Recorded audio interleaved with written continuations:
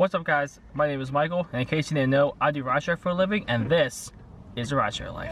Alright guys, so today's video is going to be talking about the Lyft Express Drive program and whether or not it is a good idea to do. Now, the car that I'm sitting in right now is actually a car from the Express Drive program. It's a Hyundai Elantra, and I'm bringing it back today after having it for only a week. Now, so for those of you guys who don't know what Lyft's Express Drive program is, it is a program that Lyft offers where it will let you rent a car through them, through Hertz or wherever else you can get it from, and you can use their car for Lyft purposes, you know, ride share and all that, and you have to pay weekly for the car, and that comes out of your earnings. And it's a nice thing to have for some people who want to try to get into rideshare, but they don't, either one, they don't have a car that they could use for rideshare, or they don't want to put the wear and tear on their own car. But like I said earlier, I've had mine for a week and I'm giving it back already.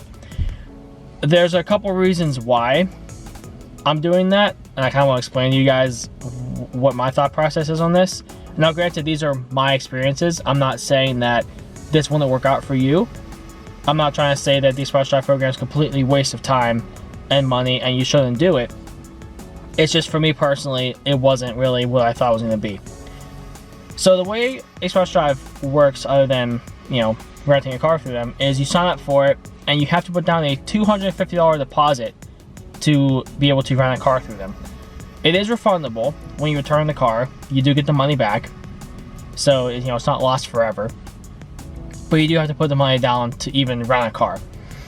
In the area that I'm at, being Pittsburgh, there wasn't a waiting list. There are some cities out there, like major markets, like Chicago and LA and stuff, where you do have to be on the waiting list to get a car. So you might not get it instantly. You might have to wait a week or a month or whatever. So whenever you go and get the car, they, you know, put the Lyft stickers in there. They give you an amp, which is very helpful, which you're gonna need for Lyft. Obviously, for late night pickups, people like to see the amp and all that. If you want, I can make a video on how the amp works, but that's for a different day. So when you get the car, you have it for a week, and each week that you have it, you have to obviously pay for the time that you had it, and then it resets another rental week. After 28 days, you have to go back to where you got it from so they can check it, like maintenance wise and cleanliness wise and all that. And after they check it on the 28th day period, which would be your 4 weeks, they give you another week on top of that, and you just keep going from there.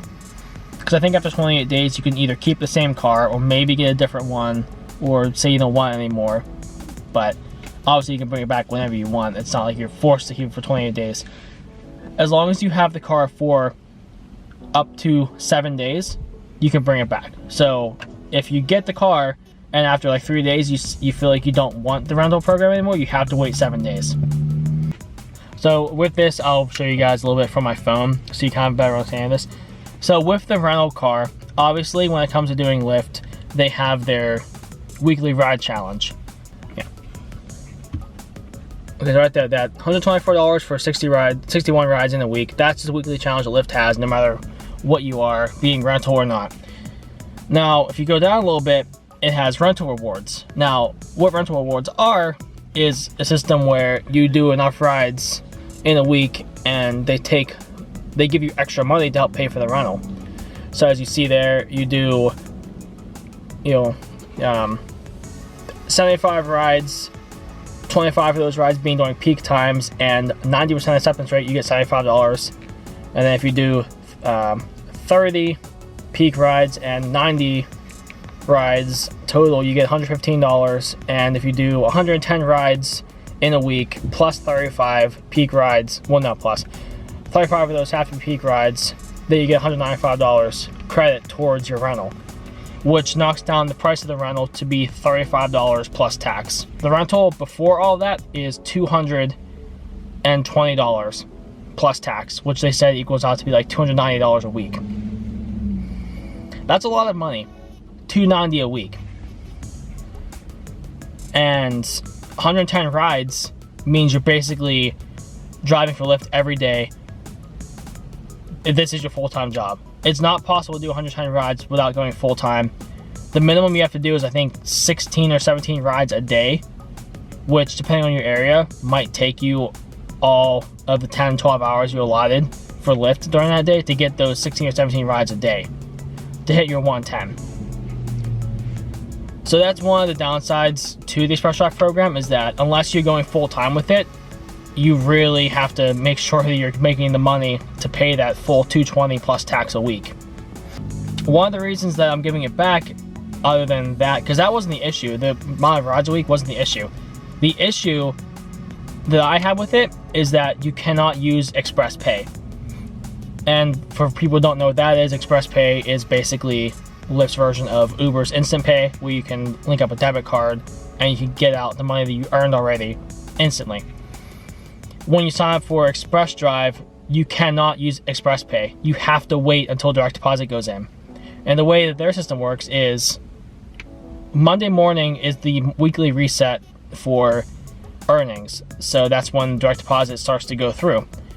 But when you have a rental program, it starts out by taking out the money you earned for the week on Monday. They take out how much they need to for the rental car. And then on Tuesday, they start the direct deposit, and it won't go into your bank until maybe Wednesday, Thursday, or Friday, depending on how long it takes your bank to accept direct deposit. That's what killed it for me, was the fact that I could not take out Express Pay. Because if you go out there and you hustle all day and you make $200, you can't see that till a week later. And if you need money to put gas in your car, or you need money to get food or anything like that, you're screwed. You cannot do that. Even if you have another car, like I have my own Subaru, that's my personal car. Even if you use a different car to do Lyft driving instead of the rental, it's a account-wide block. You cannot use Express Pay.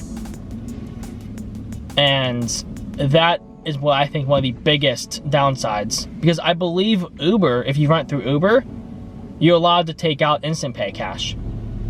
They just take it out of your bank account as a weekly pay each week. So why does Lyft force you to not have Express Pay? I think it's a bit ridiculous. And so that is one of the reasons why I'm bringing it back.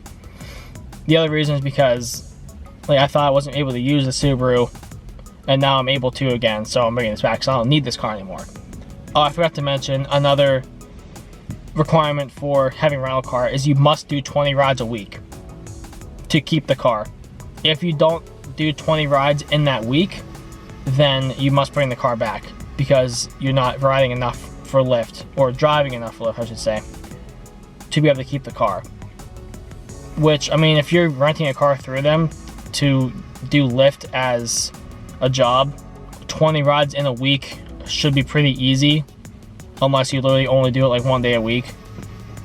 And at that point, renting is not worth it because you're spending all that money for one day. So, I guess, like I said, after all of that, the question being, is Lyft's Express Drive program the right fit for you? Like I said, for me, it's not. But for other people out there, that if you're okay with only getting paid once a week and not be able to take out money during the week at all for any reason, then that's okay. As long as you can do your rides in a week, as long as you hit like 75 rides to get that minimum $90 bonus, that shaves off, $90 from the charge you're going to have for having the car. So that helps enough as it is. If you can hit your whole 110 for the week, that's great, because then you're paying so little money on top of what you made for that week doing 110 rides, plus the weekly challenge that'll give you another $100-something if it's in your area. You can still make pretty good money doing that even with a rental.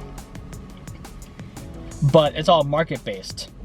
If you live in a city where you don't get as much traffic for Lyft, and it's hard to get enough rides for the week, or you're someone that doesn't do it full time, I don't feel the Express Drive program is worth looking into. It's just too much money for too much work that at the end of the day, you just, it sucks you dry for money. In my opinion, I feel like Express Drive, it only works for certain people in certain situations. And if you're one of those people, then go ahead, use Express Drive. You know, get a car that you can run it through Lyft, unlimited miles, no paid for maintenance, everything. You could take it to, you know, the shop they have and they'll fix anything for you, even windshield wipers. You don't gotta pay a penny. But I think for most people, you're better off just using your own car. That's all I have for you today, guys. If you'd like for me to talk about anything else rideshare related, being Lyft or Uber or even delivery stuff, then be sure to leave a comment, drop a like on the video, and also subscribe for more content like this, and I'll see you guys next time.